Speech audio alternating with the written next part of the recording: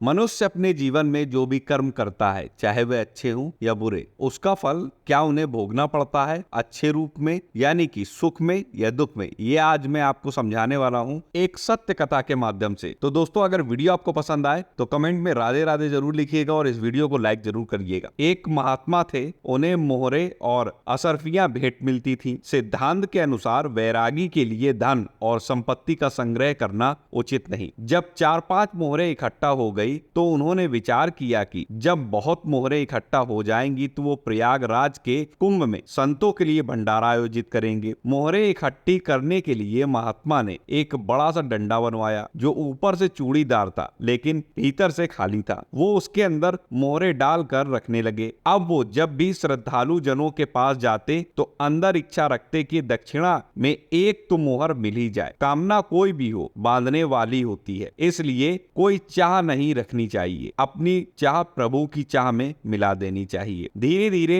वो छड़ी मोहरों से भर गई। महात्मा अब प्रयाग के कुंभ का इंतजार करने लगे। वह भ्रमण करते हुए एक गांव में पहुंचे तो लोगों के कहने पर एक संत सेवी परिवार के लिए चल दिए। उन पति पत्नी ने महात्मा की खूब सेवा की, हलवा पूड़ी आदि खिलाया, उनके चरण दबाने लगे। सेवा करते करते उनकी नजर महात्मा के डंडे पर पड़ी जिसके ऊपर चूड़ी लगी हुई थी। महात्मा जी जब सो गए तो पति पत्नी ने महात्मा जी का वह जो डंडा था, छड़ी थी, उसको उठा लिया। जो ही चूड़ी खोलकर पलटाया तो उसमें से सैकड़ों मोहरे निकल आई। मोहरे देखकर उन दोनों के हृदय में लालच आ गई। पति ने पत्नी से कहा कि मोहरों के वजन के बराबर नाप के कंकड़ ले आओ। रात में महात्मा जी जब सो रहे थे तो दोनों ने मिलकर डंडे के अंदर कंकड़ भर दिए और सारी मोहरे अपने पास रख ली। उन पति पत्नी की कोई संतान नहीं थी पर उन्हें धन से बड़ा लगाव था। छल कपट से किसी संत का धन लेने से आपका विनाश हो जाएगा, यह कर्म बहुत भयंकर होता है। यह बात शायद उन्हें ज्ञात नहीं थी। लोभवश धन चुराने के लिए उन्होंने ये कुकर्म कर दिया। महात्मा जी अगले दिन उठे और उस डंडे का वजन सही जानकर ऐसे ही साथ ले गए। प्रयागराज पहुंचकर महात्मा एक अखाड़े में रुके और वहां के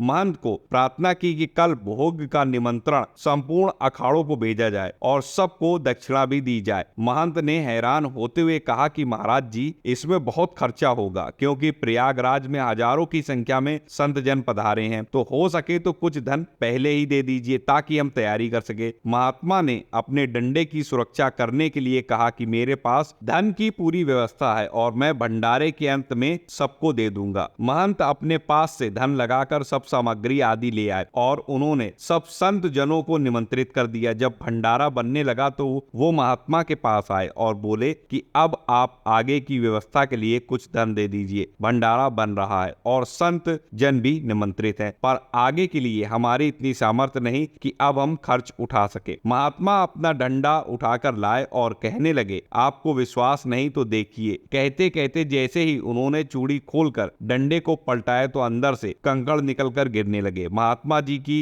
मोहरों की जगह कंकड़ देखकर सदमा सा उन्हें लग गया। महंत भी अचंभित होकर कहने लगे, महाराज आपने तो हमारा नाश ही कर दिया। रसोई बन गई, इतने संत निमंत्रित हैं और आप ये कंकड़ हमें दिखा रहे, हम बर्बाद हो गए। संत होकर इतना बड़ा छल कपट। अंदर से उन महात्मा का चिंतन उन्हीं पति पत्नी की तरफ गया और मुंह से निकला कि ऐसा धोखा मेरे साथ किया, भोगोगे तुम। किसी भी जीव को आप कष्ट दें और उसके हृदय से आह निकले तो वो अकाट्य होता है और उसे भोगना ही पड़ता है। महात्मा बहुत आहत हुए और सोचने लगे कि अब संत जनों के सामने कल कैसे मुंह दिखाएंगे। यही सोचते हुए वो प्रयाग में स्थित संगम के पास गए और उसमें छलांग लगाकर उन्होंने अपने प्राण त्याग दिए। इधर उस पति पत्नी के पास मोहरों से धन संपत्ति थी तो उनका व्यापार और बढ़ा। साथ ही कुछ समय बाद उनके यहाँ एक पुत्र ने भी जन्म ले लिया। उनको लगा कि संत सेवा फलीभूत हो गई, जो पुत्र भी मिला और इतना धन ऐश्वर्य भी आने लगा। यही सोच दोनों आनंदित होने लगे और पुत्र को बड़ा करने लग गए। कुछ समय बाद उस पुत्र को एक बीमारी हुई और उनका सारा धन उसके इलाज में जाने लगा। दोनों पति पत्नी पुत्र मोह में इतने आसक्त थे कि उसके लिए कुछ भी कर सकते थे। धीरे धीरे उनका व्यापार भी ठप होने लगा, सारी संपत्ति बिकने लगी, पर पुत्र की बीमारी और बिगड़ती गई। उन्होंने हताश होते हुए पूछा कि बेटा,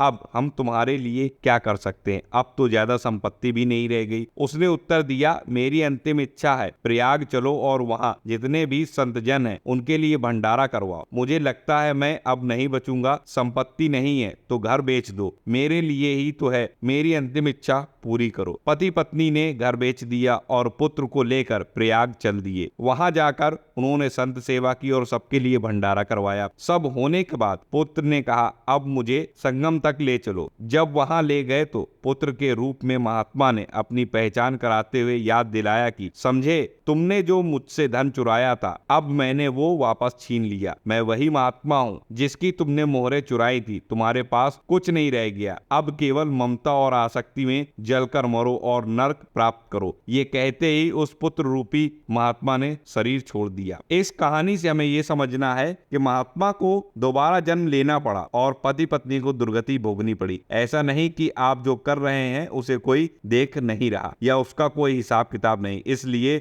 बहुत सावधान रहना चाहिए। अनेक जन्मों में अनेक लोगों से कुछ न कुछ लिया दिया गया है, इसलिए लेन देन को मिटाने के बाद ही इंसान मुक्त हो सकता है। इसलिए इससे बचने का एक ही उपाय है, भगवान को समर्पित हो जाओ और आपने जो भी इस संसार में अपना माना है वो सब उनको समर्पित कर दे। आशा करता हूँ ये जानकारी, ये कथा आपको पसंद आई होगी। वीडियो अच्छा लगा हो लाइक करिए, चैनल पर नए सब्सक्राइब कर लीजिए, कमेंट में जय श्री राधे कृष्ण जरूर लिखिए। मिलता हूँ अगली वीडियो में नई जानकारी के साथ, तब तक राधा वल्लभ श्री हरिवंश।